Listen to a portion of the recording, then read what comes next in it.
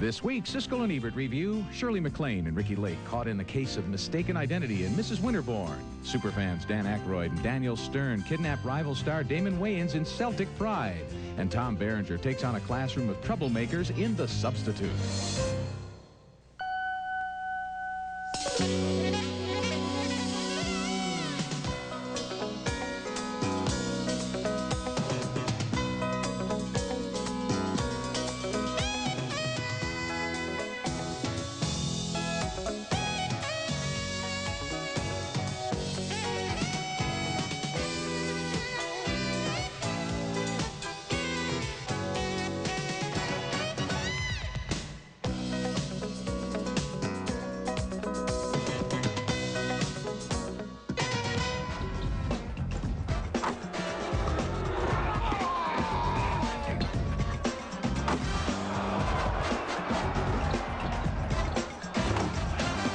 I'm on fire. Damon Wayans, Dan Aykroyd, and Daniel Stern star in Celtic Pride, a comedy about Boston basketball fans, and it's one of 6 new movies we'll be reviewing this week on Siskel and Ebert. Also coming up, the long-awaited Mystery Science Theater movie and new film starring Ricky Lake, Tom Berenger, and Oscar winner Mira Sorvino. I'm Roger Ebert of the Chicago Sun-Times. I'm Gene Siskel of the Chicago Tribune. Our first film is Celtic Pride, and it's a different kind of basketball comedy with all the funny stuff going on off the court and not focusing on the players, but on the fans. A couple of rabid Boston Celtic fans, played by Dan Aykroyd and Daniel Stern. How rabid? Well, here's an exchange between Daniel Stern's character and his long-suffering wife, who has just served him with divorce papers. You are sick. Oh, yeah, I know I'm sick. I am sick and tired of you and your therapist taking something pure and twisting it around. I love the Celtics! In the story of Celtic Pride, the Boston team is playing Utah for the championship. Stern and Aykroyd decide to get the star Utah player, played by Damon Wayans, drunk in a Boston bar before the final game by pretending to be Utah Jazz fans. Oh, God! Jimmy! Louis Scott's in the bed. How did he get there? I don't know. I must have been so wasted I blacked out. What happened last night? We must have done this when he passed up. We kidnapped him. Celtic Pride is light as a feather, and the comedy only works because Stern and Aykroyd are absolutely serious about their devotion to the teams. On a team, everybody's got a job to do, right? So this is our job. Our job is to cover Louis Scott. And if we can hold on to him, then maybe, just maybe, we can win that championship. And the rest of the movie is how that kidnapping plot plays itself out in the 7th game. Dan Aykroyd and Daniel Stern throw themselves enthusiastically into their roles, but if you think about it, Celtic Pride is essentially a one-joke movie, namely that they are simply rabid fans. So, a mixed review for me. There's not enough complication in the plot. Thumbs down. Yeah, I'm about where you are, Gene. A little more than thumbs down, actually. The one thing I did like was Damon Wayans playing head games with them after they kidnap him. And he's talking to them, trying to denigrate their status as fans and making fun of them. He says, do you think Larry Bird has a picture of you in his den? You know, right. Aykroyd is a plumber. He says he has a picture of you with your hand down a toilet. I don't think so. That was a funny line. And I liked what Wayans was doing in an attempt to talk himself out of that situation, but I agree. It's just, that's it. They're nutty fans. You got it. Okay, next movie. And our next movie is Mystery Science Theater 3000, a feature-length comedy inspired by the long-running cable show on the Comedy Channel.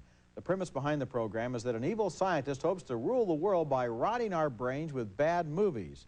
To perfect his techniques, he conducts experiments on the satellite of love, where a victim named Mike Nelson is forced to view some of the worst movies ever made. To preserve his sanity, Mike and his mechanical friends Tom Servo and Crow T. Robot make wisecracks as they watch the old films. This time, their target is a 1954 science fiction classic named This Island, Earth. Haha, eat my photons, small heads. Why are they all sitting in front? We're sitting ducks in this thing. If we're going to make the airport, we'll have to do it on foot. When I stop, we'll pile out and take cover fast. Sounds like a really crappy plan, but okay. Michael J. Nelson plays Mike, and Kevin Murphy and Trace Beaulieu play the voices of Tom Servo and Crow T. Robot. The villainous scientist named Dr. Clayton Forrester is also played by Beaulieu, who in this scene believes he's not getting enough respect.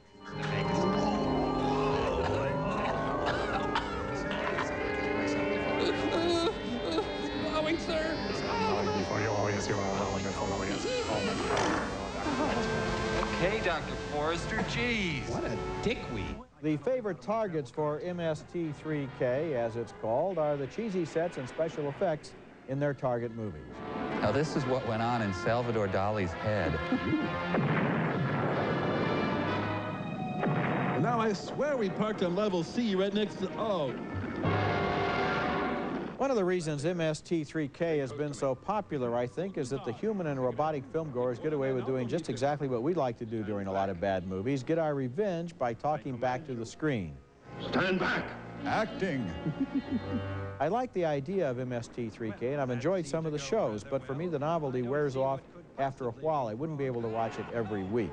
The original movie, This Island Earth, was 87 minutes long, but the whole Mystery Science Theater 3000 movie is only 74 minutes long, perhaps reflecting the insight of the filmmakers that you can get too much of a good thing. In this case, I think they give us just about enough of a good thing. So you... Thumbs up. Oh, okay, Yeah, I couldn't tell. yeah. Well, I liked it too. I guess I liked it more than you did. I think that it's pretty funny. And yes, maybe after an hour I would have been satisfied, but in that first hour, I was laughing pretty hard. I mean, for example, just the Universal logo. This picture, it was back then called Universal International Pictures. So we see it flash up there, Universal International, and they say, well, doesn't the fact that it's Universal make it international? I mean, you know, they're thinking fast. Now you can say, oh, I would get that, or I might have thought of that, but people don't think of that. Of course. They're very clever. Well, I hope I didn't sound down on it. What I was saying, I like the movie. I just couldn't watch this every week. It gets a little tired after a while. You only have to watch it once. Coming up next, a case of mistaken identity as working class Ricky Lake enters the family of the wealthy Shirley MacLaine in the new romantic comedy, Mrs. Winterbourne. Hey, Father, you want some?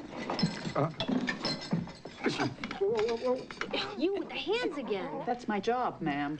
It sounded kind of hysterical before, so you didn't really want to listen to me. So I'm going to be real calm when I tell you there has been one major screw-up here.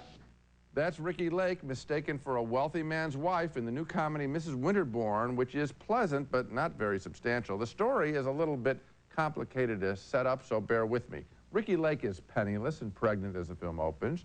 She's caught in a train wreck with a wealthy young couple who both die, and Ricky Lake is mistaken for the dead man's pregnant wife because the family never met the real wife and didn't even know what she looked like.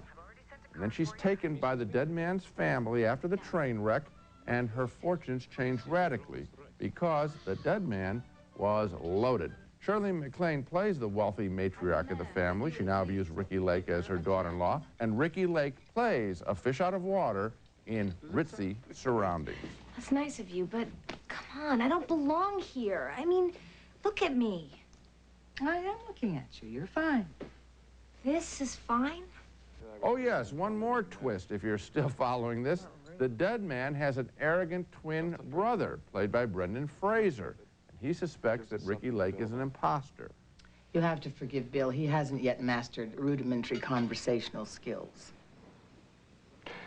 So, where in Hong Kong did you meet my brother? The mall. The mall? Of course, the mean brother eventually comes around to liking the ugly duckling. Are you surprised?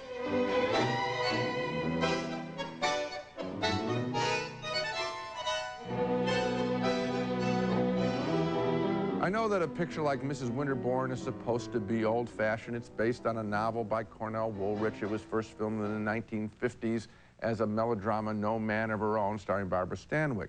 But this remake feels especially contrived, and I guess that every step of the way I felt that the performers, the actors, were smarter than the words they were speaking. Attractive actors in a creaky plot, and that for me killed the fantasy. So thumbs down on Mrs. Winterbourne. Yeah, thumb down for me too, and for exactly the same reason. I like the performances in this movie. I like Brendan Fraser. They're good actors. Shirley MacLaine always seems smarter than the word she has because she probably is smarter. Yes. And Ricky Lake, this is kind of her first big role since she got the talk show, is very warm and convincing here, although I did feel that she was a little bit too down home for this family. I don't know why these three people took this role, frankly. Brendan Fraser's done some very good work. MacLaine is as good as it gets.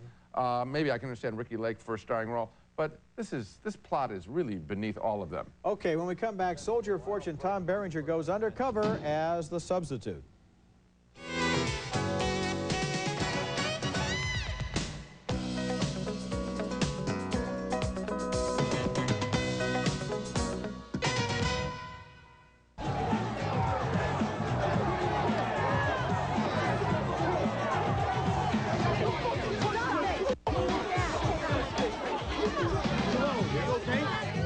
There's a tense atmosphere in a Miami high school as teachers Diane Venora and Glenn Plummer do their best to stop a fight in that scene from The Substitute. But something is obviously deeply wrong at this school, and after Venora's leg is broken by a young thug, her boyfriend decides to take matters into his own hands. Who is her boyfriend? Well, he's played by Tom Berenger as your typical unemployed mercenary soldier. I'm looking for Miss Hetzko's room. My name's Smith. I'm her substitute. Ah, Claude Willet. I'm the principal. Oh, good to meet you. You're not one of our regular subs. That's Ernie Hudson as the school's principal. There have been a lot of movies about teachers dealing with tough classes, but this class is in a league of its own. Today, we're going to talk about Vietnam. Yeah, who?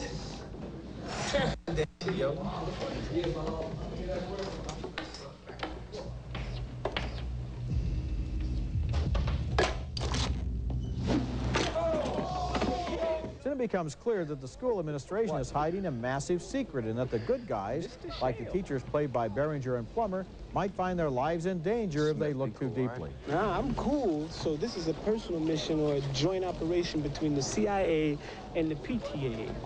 The Substitute is one of those movies I don't even know why they bother to make. The screenplay is completely devoid of any originality, and it's simply a clothesline for a series of boring action scenes in which guys shoot at each other, throw hand grenades, and run down darkened corridors. We've seen that stuff a million times before. Berenger and Venora have some nice warmth in their scenes together, and all I could think of was, why couldn't they have found an intelligent movie to appear in? You know, I like them too as a couple, and one thing I was noticing, because this is not a tough screenplay to follow. No, not real tough, no. Was how gorgeous both of their skin was. You know the movie's in trouble. I said, gee, they look so tan, perfectly tan. Where do they find people? Glowing, they really were, you know. Well, they spent a lot of time out in the sun while the screenwriters were trying to rewrite the script, probably. Can you believe that the principal is using school buses to smuggle cocaine, which he hides in the boiler room in order to sell to the students? Talk about a vertical business plan. Yeah, the other thing is there is one good scene where Berenger talks to the kids and talks about the opportunities that they're losing by going through this life of crime and all that. And the kids respond with some, you know, like, what else can we do? What else are our options? There was a kernel of sweetness and warmth in that scene that, unfortunately, the movie throws away with a third-act action finale. Could have been a different movie. Yeah. Mark Wahlberg plays a stranger who terrorizes a suburban family in Fear. Coming up next. Date strangers thriller called Fear, and what an inspired title that is, and what a trashy movie, too. It's about a teenage girl from Seattle who has just moved in with her divorced dad, his new wife, and she befriends a strange young man in town who has already helped her violate one curfew.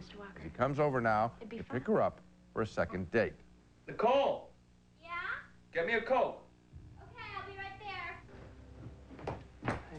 Thank you. You almost ready? That's Mark Wahlberg, the former rapper, as the creep, and Reese Witherspoon as the daughter. He turns her on, but turns off her dad, played by William L. Peterson. I know about things coming apart at work. I also know you ain't keeping up, so to speak, your end of the bargain with the missus. But relax, Steve. We're friends. We're practically family. But the third act of the film is pure mayhem as the creep and three of his even creepier thug buddies come looking for vengeance at William Peterson's home. It all could have been different, Mr. Walker. You should have allowed nature to take its course. In the end, it will anyway. So let me in the house! I was shocked that Fear was made by the fine filmmaker James Foley, and get a load of his credits. Edgy pictures like At Close Range, After Dark, My Sweet, and also Glengarry Glen Ross. This film, Fear, is not worthy of his talent or your attendance. I completely disagree with you. I was really surprised by how effective this movie was. I thought Mark Wahlberg and Reese Witherspoon were so effective as this couple, and the way that he is able to smooth talk her and kind of get her confidence and seem like such a nice guy. Roger, and, not the William family. Peterson, the scene between Wahlberg and Peterson outside the school when the two men are threatening each other, that was really riveting because that young creep had a way to really get underneath the older man's skin. He really knew how to stick it in and twist it, and I felt that this movie was surprisingly suspenseful and also psychologically very much on target. No, I don't think it's on target, Roger, because I don't think, first of all, it doesn't get difficult to get a father anxious about his daughter. You don't have to be clever to do that. But think of the frustration when you can't get your daughter to believe that this guy that she's in love with might be dangerous. That's such a universal feeling. Well, Roger, how about a sit-down sequence where they talk it out? I mean, there isn't that picture. They do try to do that. There was a lot of good dialogue in this movie. I was surprised how well I think it was so obvious that this guy was a phony to the father at the very least. Yeah, but of course it's always obvious to the father and it's never obvious to the daughter. That's the whole point. And did you like the conclusion of the third act? You didn't think that was just run through Part of it was movie making, and part of it, as a matter of fact, was plausible, believe it or not. Oh, including the house, the fortress-like house? I mean, that's... Sure, because he's an architect, and he's built this house out in the woods, and he wants it to be. Entering the fortress, it's a traditional movie cliche. When we come back, Michael Imperioli and Oscar winner Mira Sorvino in Sweet Nothing. In luxury service in Southern California style, adjacent to Beverly Hills on LA's fashionable West Side, the Century Plaza Hotel and Tower, a Westin hotel. Our next movie is one of the most insightful and intelligent I've seen about the subject of drugs and how they use people. The name of the movie is Sweet Nothing, and it stars Michael Imperioli as a young Wall Street office worker who's happily married and the proud father of a new child when a friend convinces him to try crack cocaine. I just remember the overwhelming feeling and thinking to myself, so that's what I've been missing. Because it somehow felt right, like we belonged together, like I had found a long-lost friend I had never met before. He quits his job and tells his wife that from now on their financial crunch is over. He's gonna just sell enough crack so they can take it easy, he promises her. His wife is played by Mira Sorvino. I just don't want you to get shot or anything. Nobody's gonna get shot. But soon he's smoking as much crack as he's selling, and instead of raking in the cash, he's desperately in debt to dealers who will hurt him and his family. Jersey first? New Jersey first stop. They only buy in quantity. I know, I'm gonna tell them it's a sample, then if they like it, they're gonna like it. They come back, they meet the man personally. You better not me, Angel. I know where your kids play.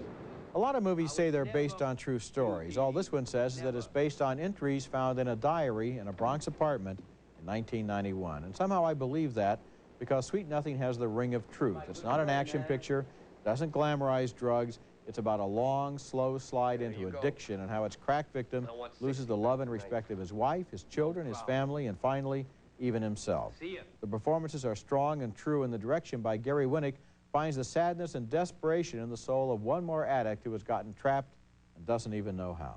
It's a good film, and I'll tell you, first of all, I think it's going to get a little attention because of Mira Sorvino and coming out after her Oscar win. And she's very good, and it proves that that was a real performance that we saw, if we didn't know it, in Woody Allen's picture.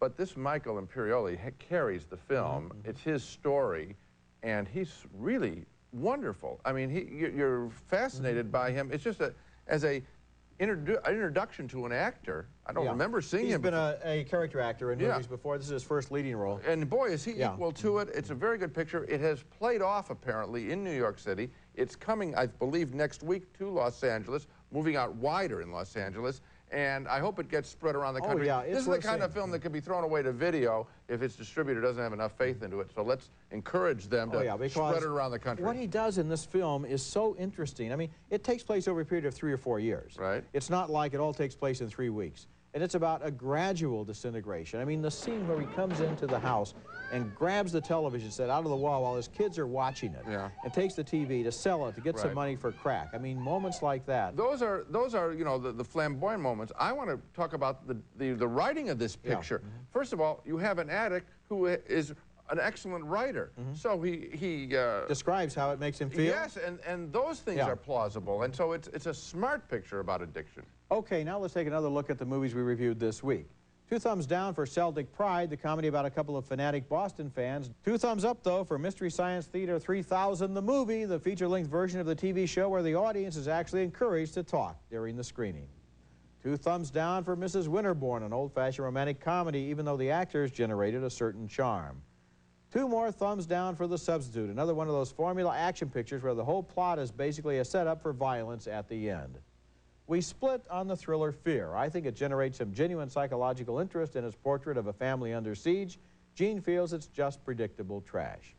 And 2 thumbs up, way up, for the insightful and powerful Sweet Nothing, with strong performances by Michael Imperioli as a man who loses control of his life to drugs, and Mira Sorvino as the wife who loves him but can't help him. So that's a good one, isn't it? If people can possibly get a chance to see it, Sweet Nothing. Yeah, and then, of course, MST3K. You got it. That's it for this week. Next week, we'll be back with reviews of more new movies, including Mulholland Falls, starring Nick Nolte and Melanie Griffith, and a murder mystery set in post-war L.A. And also, The Truth About Cats and Dogs, with Uma Thurman, Janine Garofalo, and Ben Chaplin, in a romantic comedy about mistaken identity. That's next week, and until then, the balcony is closed.